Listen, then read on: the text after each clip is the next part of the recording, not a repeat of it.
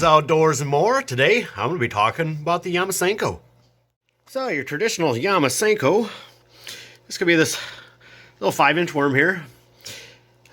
Typically some of them have this little cutout in there, that way if you rig them up weedless, that's where the tip of your hook will sit. Run that thing through weeds. Everything else, don't have to worry about getting snug up. Typically everybody fishes them solid, whole, one piece like this, either wacky rigged or just standard Texas rig it.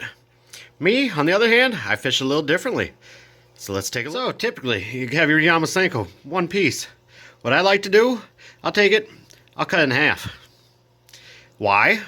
Well, you cut it in half, that gives you two different baits right there. And actually, if you look, one end, you're gonna have fat, stubby tail there. Your other end, you're gonna have short, narrow tail. Two different styles, they're gonna act a little differently. Works awesome. So, rigging them up. This is what I typically use. I like the extra wide gap hooks. So you got the 1/0, you got 2/0, you got 3/0. Or you can go with the standard worm hook right there. Or you can go with this, the bass hook. Your bass hook, you got a little curve in that shank. What does that do? I'll tell you. Alright, so extra wide gap hooks. Let's start off with that. So, this is how I rig it. Just cut it right in half. Obviously you go through your cut off end, which leaves your stubby tail, or you can have your round short tail. That's kind of the way I do it. Why I like the extra wide gap hooks, you throw them out. As they're sinking in the water, they're just going to kind of rock as they sink. And then as you reel it and you kind of pop it a little bit, it's going to pop up and it's going to shimmy. It's going to shimmy. Even if you do a straight reel, retrieve, it's going to sit there and shimmy back and forth. It gives a lot of action under the water. A lot of action, and action is good, especially when bass fishing. Then you can Texas rig it. So you pretty much just stick the little tip of your hook in, up there, Texas rig it up. Now, other way you can do it. Which here is just one that's got your cutout. That's where your little notch is, typically for doing wide or weedless. Those are kind of a little bigger pain in the butt. You catch a lot of fish. This front end here is going to want to really wear out on you fast. But, oh well, Senkos, that's why you cut them in half, use 2 pieces. Hell yeah, stretch them out. Now, say you want to use your straight worm hook. You put it on. That's what it's going to look like when it's rigged up. But the problem is, with your straight worm hook like this, you don't get that side-to-side action when you're reeling in.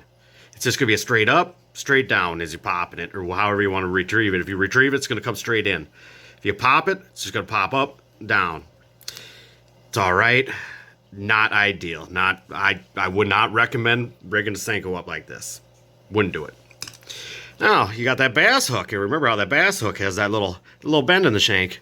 What that does, when you rig it up on a Senko, partial Senko, it actually adds little ridges there. So your worm's not straight. What does that do?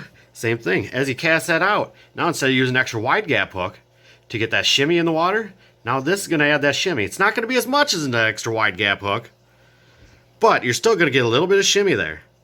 And this way your hook's exposed.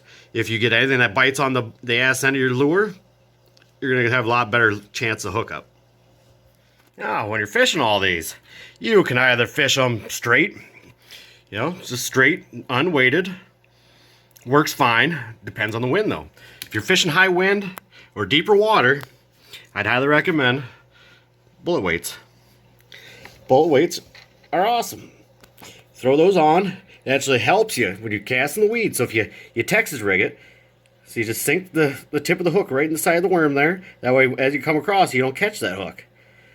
You don't have to worry about it. So you throw in weeds, throw one of these in the front, because typically the front of your worm, it's going to be flat if you do it my style. So you do that, as you're casting through, you're always going to get caught up in weeds. Weeds are going to get stuck up in here. You get a little weed, little hair, algae, anything like that on this. The fish will not touch it. I have found that out. They will not touch it. If you get any type of weed, hair, algae, anything like that on it, the fish will not bite. So, cure for that, bullet weight. Throw a little bullet weight on the front. Me personally, I like to use 1/16 ounce. 1/16 ounce up to 1/8 ounce. But all depends, water depth. If you're fishing deeper water and you want it to sink faster, That's another good thing. Use that. It's gonna make it sink faster. It's gonna pop it. So then you're gonna drop it, and that thing's gonna go nosedive right away. It's not gonna do. If you throw it out weightless, it'll shimmy.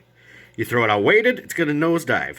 But then you pop it up, it's gonna pop up. That weight's gonna go down, but then it's gonna shimmy back down a little bit. But weights, if it's really windy out, throwing one of these weightless is next to impossible. It is hard as heck, and I would not recommend trying it. But you can. That's where the weights come into play. Do that, you can actually toss out further, and they'll go down faster. And, like I said, going through weeds and stuff like that will actually help it go through weeds. Because your bullet weight will pop right up to the nose like that, give a nice cone shape, go right through the weeds. So guys, that's just a little rundown on how I fish my Senkos. Like I said, I personally cut them in half, extra wide gap hook. 1/0, 2/0, 3/0, all variable. I mean, you can use it on however big you want to cut your Senkos off at.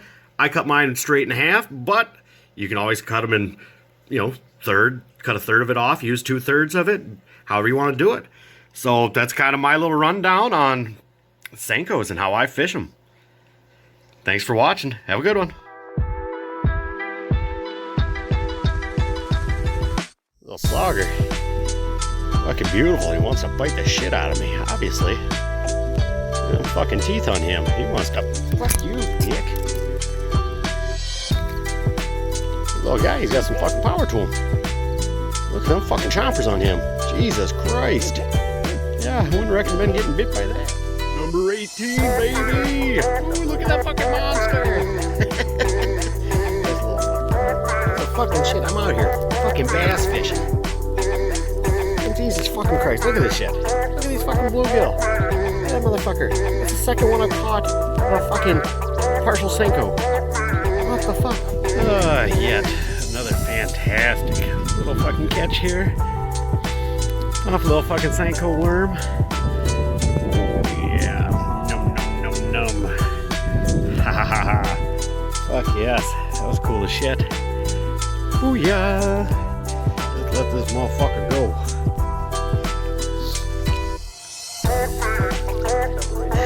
There, go. Get. Scram. What do you want to be eating? Huh? Oh, fucking shit. Look at that fucking perch out. That guy ain't too fucking shabby there. Jesus. Probably the fucking biggest perch I've ever caught. Right there. Fucking Senko. Partial Senko. Fucking fish just love this shit. Booyah. Have a good one, y'all. Ha ha ha ha. Yeah, boy.